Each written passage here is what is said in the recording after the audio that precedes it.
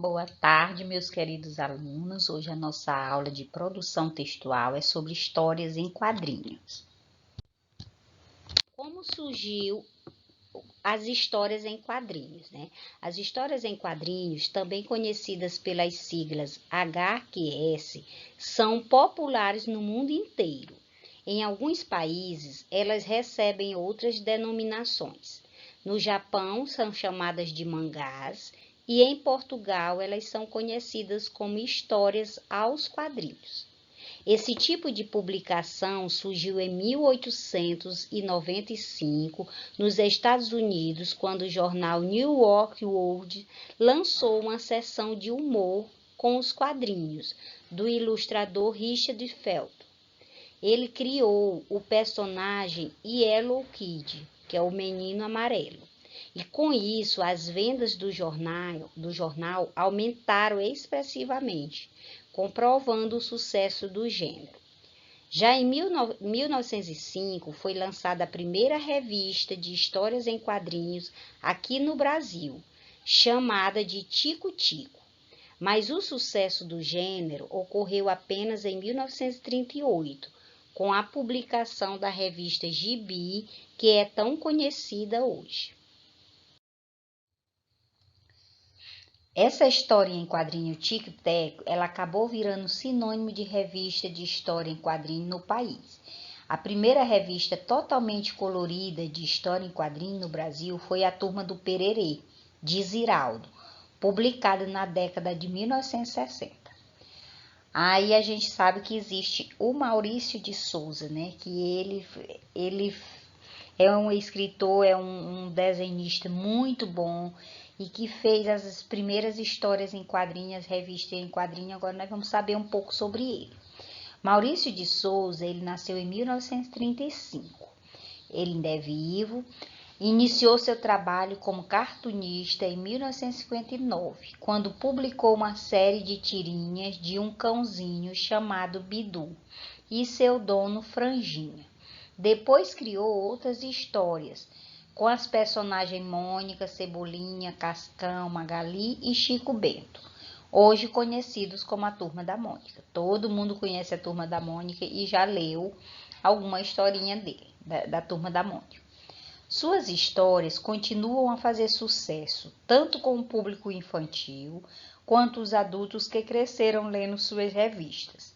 Em depoimento, o autor declara que muitos dos seus personagens foram inspirados em seus próprios filhos. Tá aí a foto dele, né? O Maurício de Souza. Hoje ele tá desse jeito. Aí tem a Mônica, tem a Magali. A Mônica é bem esperta, a Magali come demais, o Cascão não gosta de tomar banho. Só que agora, por causa da pandemia, ele já fez uma historinha em que ele tá tomando banho, né? Para justamente incentivar as crianças a terem cuidado com o vírus. Aí o Chico Bento, que é uma das personagens, né? Primeiro caipira, o Chico Bento, criado em 1961, teve como modelo um tio-avô de Maurício, sobre quem ele ouvia muitas histórias contadas pela sua avó. Em agosto de 1982, foi lançada a primeira revista onde a Turma da Roça, entre elas a Rosinha, namorada de Chico Bento, o Zé Lelé, o Zé da Roça, a professora Dona Marocas, o Padre Lino e vários outros personagens vivem e divertidas histórias num ambiente gostoso e pacato do interior. Então aqui tem a revistinha do Chico Bento também, que ele mora no interior, muito boa mesmo. Aí o Chico Bento, ele é um menino que anda descalço, usa chapéu de palha, veste roupa simples, adora pescar e nadar, além de ter uma linguagem característica. Ele frequenta a escola, mas não é um aluno dedicado, pois sempre se atrasa, esquece de fazer os deveres, inventa história e tira notas baixas. Apesar disso, é muito bondoso, generoso e amante dos animais e da natureza. Adorado por todos os leitores de suas histórias. Chico mora com os pais, seu Tonico e a dona Cotinha. Outros personagens fazem parte do seu cotidiano. A avó Dita, mãe de seu pai, a Rosinha, namorada, o Zé Lelé, o primo, o Zé da Roça e o Íris, amigos. Anjo Gabriel é o anjo da guarda de Chico. O Zeca, ele é primo da cidade. Dona Maroca, professora, e Nhô Lauzinho, que é um vizinho. Daí nós temos umas personagens folclóricas, que elas também fazem muito parte das historinhas em quadrinhos. Viu? Os seres folclóricos são criaturas fictícias, ou seja, não são reais. Elas existem apenas no imaginário das pessoas. Esses seres geralmente expressam as crenças, as tradições de um povo, que são transmitidas de geração em geração. Cada região do país ou do mundo costuma ter suas próprias histórias. No caso do Brasil, muitas culturas foram absorvidas, como a indígena, a africana, a europeia, principalmente a de Portugal, graças à colonização. Essa variedade de culturas incorporada contribuiu para a riqueza do folclore nacional. Então, o que a gente percebe aqui? Que a nossa cultura, ela é recheada de outras culturas, né? A gente absorveu a cultura indígena, um pouco da cultura indígena, um pouco da cultura africana e da europeia, e hoje a gente tem essa cultura rica, né? Dessa mistura de várias culturas. A história em quadrinho é contada em uma sequência de quadros e é composta de linguagem não verbal e muitas vezes também de linguagem verbal. Nós já estudamos aqui, a gente já estudou só a tirinha. A tirinha parece com a história em quadrinho, em desenho também e é escrita em quadro. Só que a tirinha só são 4 quadros no máximo. E a história em quadrinho não, pode ser uma revista toda, ela é mais extensa.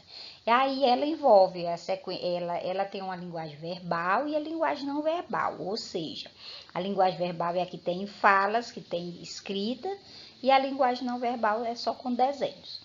Em uma história em quadrinho, predominantemente verbal, a história pode ser apresentada como um diálogo ou um monólogo, ou seja, ela pode ser extensa, pode ser várias personagens falando, ou pode ser um monólogo, só uma personagem.